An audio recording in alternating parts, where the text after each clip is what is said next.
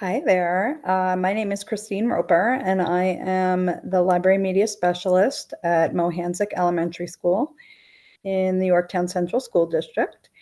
I am here to share with you the reading or a reading of the first chapter of Runaway Ralph.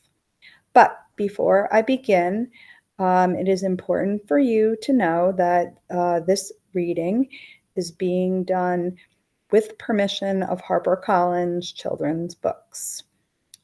So let's get started. Runaway Ralph by Beverly Cleary.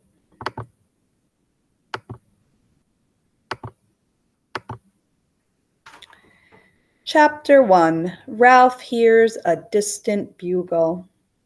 The small brown mouse named Ralph, who was hiding under the grandfather clock, did not have much longer to wait before he could ride his motorcycle.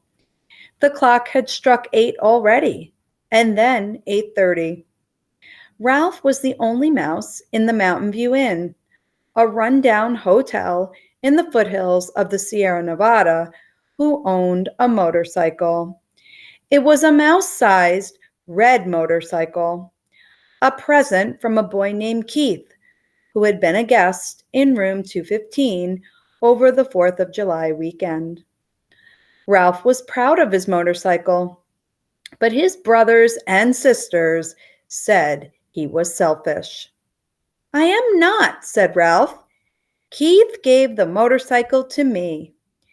That evening, while Ralph waited under the clock and watched the television set across the lobby, a man and a woman, followed by a medium-sized boy, walked into the hotel.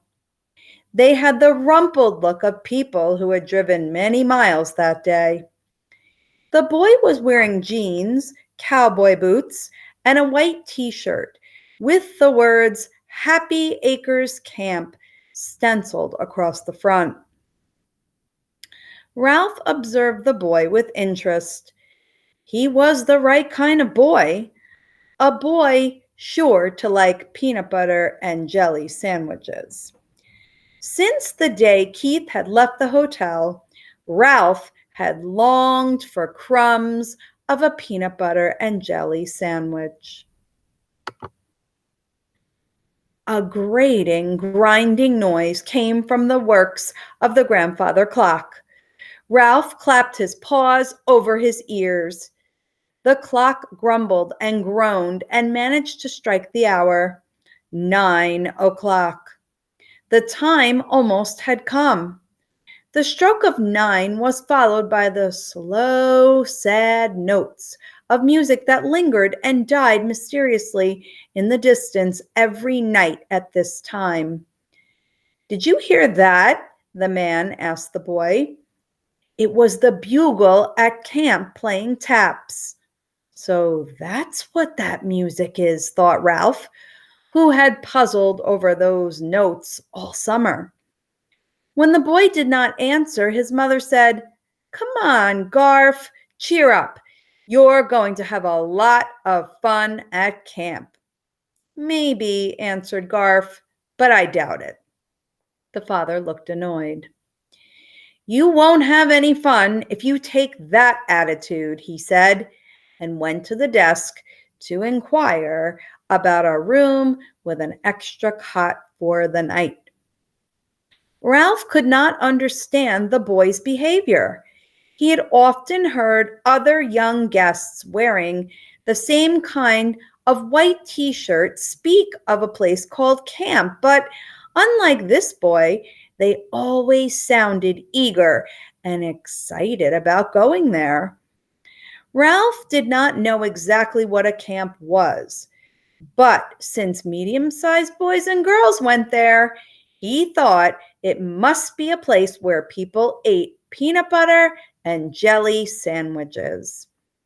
The desk clerk summoned old Matt, the elderly bellboy and hotel handyman, to show the family to their room. As Matt picked up their suitcases and led the way to the elevator, he said to Garf, "Well, young fellow, what are you going to have for breakfast tomorrow? Apple pie or chocolate cake?" Matt, who was not always popular with parents, was always liked by children. The boy smiled faintly at Matt's joke as he followed the old man into the elevator. "What that boy needs is a peanut butter and jelly sandwich," thought Ralph. When Matt returned to the lobby, Ralph watched him go out onto the hotel porch, where he stood for a few minutes among the empty rocking chairs for his nightly look at the stars before he retired for the night. The night clerk, a college student hired for the summer, came on duty and settled down on a couch to read a thick book. Ralph's time almost had come. Sure enough, the clerk read a few pages and then lay down on the couch with the book face down on his chest and closed his eyes. Ralph was free for the night. He darted under the television set where he had hidden his motorcycle and the crash helmet that Keith had made from half a ping pong ball lined with thistledown. He already had polished the chrome on his motorcycle by licking his paws and rubbing them over the dull spots. Now he set his crash helmet on his head, snapped the rubber band under his chin to hold it in place, and, taking care to keep his tail out of the spokes, mounted his motorcycle. Next, he inhaled deeply and, exhaling with a sound, the only sound that will make a miniature motorcycle go, sped out from under the television set and across the carpet. Ralph rode across the lobby and into the hall. Up and down the hall zoomed Ralph, and the joy of speed made up for the long hours of hiding in dusty corners waiting for night to come. Up and down the hall rode Ralph until he was too tired to take another big breath. Then he parked his motorcycle in a shadowy corner, hung his crash helmet on the handlebars, and, flattening himself, slipped under a door into his favorite room in the inn. It was a stuffy room, never very light even in daytime, and locked when the last person left it at night. It was furnished with small tables and a row of high stools. The room was Ralph's favorite because he could always find peanuts on the floor, sometimes popcorn, and once in a great while, a stuffed olive. Tonight, he gobbled his fill of peanuts, wishing he had a little grape jelly to go with them, and managed, in spite of being somewhat fatter than when he had entered, to squeeze out again. Daredevil Ralph rode perilously close to the dangling hand of the night clerk sleeping on the couch before he tore the length of the hall. Ralph was exhilarated by speed, danger, and his own daring. Back to the lobby. As Ralph paused to take another deep breath, his sharp ears caught the approaching squeaks of his little brothers and sisters and cousins, who rarely ventured into the lobby because they were afraid of the stuffed deer heads on the walls and the stuffed owl on the mantelpiece of the stone fireplace. "Drat!" swore Ralph softly to himself. Ralph was in the process of taking a deep breath so he could make a fast getaway when his mother and Uncle Lester scurried from under a chair in front of him. Ralph's deep breath came out in a poof, and his motorcycle stopped. "Ralph," said Uncle Lester, "it's time we had a talk." Ralph did not answer. He did not want to talk, neither did he want to listen, but he knew that he could not avoid his uncle's lecture. He only hoped it would end before the little mice managed to get down the stairs. "You can't go on living like this," said Uncle Lester. "Running around the lobby, watching television all day, and tearing around on that motorcycle all night." "Yes," agreed Ralph's mother, a most fearful mouse, whose whiskers trembled constantly with fright. She was afraid of people, vacuum cleaners, owls, cats, traps, and grain. She quivered at the slightest sound. Ralph stared at the carpet. "Look at you," said Uncle Lester. "Lint all over your whiskers." Ralph brushed at his whiskers with one paw. "And you're getting fat from eating peanuts you pick up in that place," continued Uncle Lester. "A room like that is no place for a young mouse." "You will fall in with bad companions," said his mother. "They will lead you into trouble." "Nobody can lead me any place," said Ralph, "because I can go faster on my bike." By now, the little brothers and sisters and cousins had gathered to listen, wide-eyed with interest and pleasure. One cousin, braver than the rest, said, "He thinks he's big, calling a motorcycle a bike." "Ralph, you are sure to break your neck if you keep on riding that thing," said his mother. "You said I could ride it," said Ralph sullenly. "You said I could if I wore my crash helmet and kept both paws on the handle grips." "I know," admitted his mother with a sigh. "I can't imagine what I was thinking of." The grandfather clock began to grind and groan. All of Ralph's family was alert, and when the clock began to strike, they disappeared under chairs and behind draperies, all except Uncle Lester, and even he looked nervous. "This is no life for a growing mouse," said Uncle Lester. "It's time you moved back upstairs to the mouse nest and helped lay in supplies for the lean months between summer and the ski season. You know nobody comes to this old hotel to spill crumbs as long as there is a vacant room in one of the new motels out on the highway." The clock finished striking midnight, and Ralph's relatives crept out of their hiding places. "He won't," said one of the bigger little cousins. "He won't, because he's selfish." "You keep out of this," said Ralph. He is. He's just plain selfish," squeaked the little brothers and sisters and cousins. The night clerk stirred in his sleep, and all the mice froze into silence until the sound of snores came from the couch. All hotel mice knew they are safe from people who are snoring. The argument continued. "He keeps everything for himself," complained a little brother. "That's right," agreed another. "He never gives any of us a ride on his motorcycle." "Now, Ralph," said his mother, "it wouldn't hurt you to give the little mice a ride once in a while." "I thought you said motorcycle riding was dangerous," Ralph reminded his mother.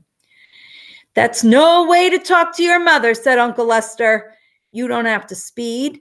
You can push your young relatives up and down the hall." "Push them?" squeaked Ralph in horror. "Push little mice up and down the hall on his beautiful motorcycle with its plastic seat and its pair of shining chromium mufflers? What a shocking idea! A motorcycle was not a kiddie car." "Now, Ralph, Sharing your motorcycle won't hurt you one bit, said his mother. Don't look so sulky.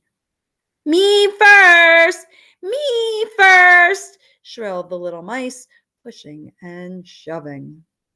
Ralph, get that look off your face. Uncle Lester looked so stern that Ralph knew there was no way out. Even the girls, he asked. Of course, said his mother. Quiet, children, or you will wake up the night clerk.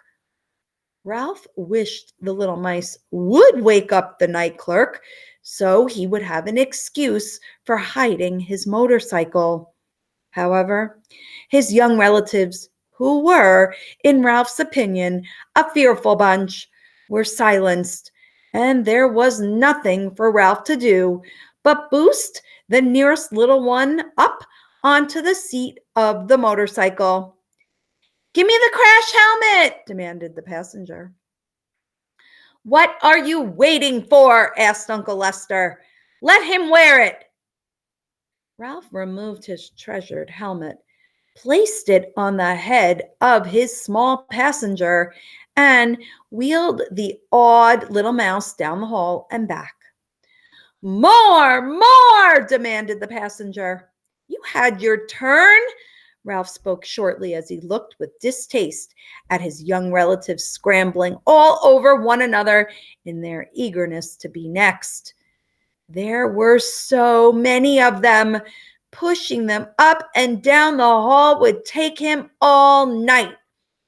Come on, he said crossly to his nearest cousin, as he clapped his crash helmet on his head and boosted him onto the plastic seat.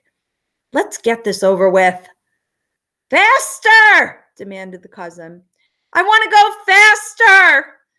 You be quiet, said Ralph. You wanted a ride, and you're getting it.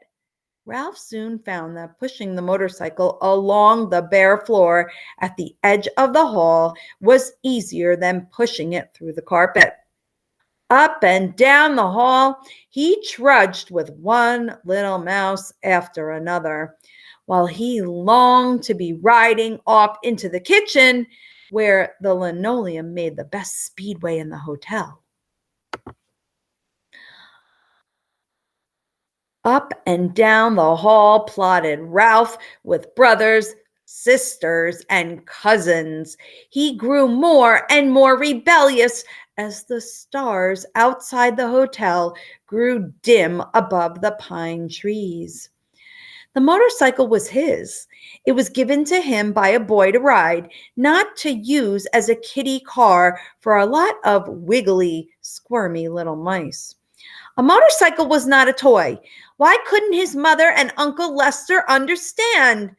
Because they were too old to understand, too old and too timid. That was why. Ralph felt sorry for himself, caught as he was between two generations of mice. Most of his own litter had gone from eating grain that wasn't healthy, put out by a particularly disagreeable cook. There was the older generation of mice who worried about safety and being able to scrounge enough crumbs to tide them over the lean months between the summer season and the ski season. Then there was the younger generation of silly little mice who were always busy wiggling, climbing all over one another, and gobbling up crumbs as fast as they were brought to the mouse nest. Nobody understood Ralph, which was his whole trouble. Night was fading, and the chirp of a bird out in the pines told Ralph that the hotel was about to come to life. The night clerk soon would awaken and close his book, and the cook soon would be rattling pans in the kitchen. A cousin, braver than most, came running down the hall where Ralph was wearily pushing the motorcycle. You aren't fair, he scolded. You've given him 3 rides, and some of the others 2, and me only 1. Ralph stopped in his tracks. Do you mean to stand there and tell me some of you have had more than one ride? Yes, was the answer. And I'm going to tell Uncle Lester on you. Then you'll really catch it. Ralph was too angry to speak. He snatched his helmet from the head of his passenger, tipped him off onto the floor, and mounted his motorcycle while taking a deep breath. Ralph shot down the hall into the lobby. The first pale rays of morning sun filtered through the pines, which now were filled with joyously chirping birds. The night clerk stirred. All the little mice looked frightened and scuttled toward the stairs and the safety of their nests of shredded Kleenex. The night clerk sat up, yawned, stretched, and scratched his chest, giving Ralph just enough time to garage his motorcycle in the dark corner under the television set before the last shadow of the night faded from the old hotel. Ready to rest and filled with bitter thoughts, Ralph set his crash helmet on the dusty carpet and sat down with his back resting against the front wheel of his motorcycle. The grown-up mice should not make him use his beautiful motorcycle as a toy to amuse a lot of squirmy, ungrateful little relatives who were growing up and soon would insist on riding by themselves. And Uncle Lester would insist that Ralph let them. Well, he wouldn't. Never again would he use the motorcycle as a toy. He did not care what Uncle Lester or anyone said. Ralph did not want to grow up to be a crumb scrounging mouse like Uncle Lester. He did not want to settle down in a nest of shredded Kleenex behind the baseboard of the linen room. He wanted a life of speed and danger and excitement. He wanted to be free, free to do as he pleased and go when he pleased on his shiny red motorcycle. The clock struck 6.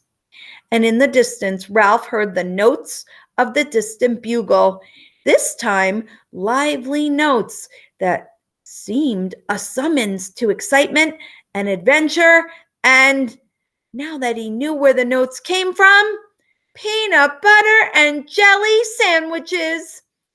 Before the notes had died away, Ralph heard the laughter and shouts of medium-sized boys and girls who must be about the age of Keith, the boy who had understood mice and who had given Ralph the motorcycle.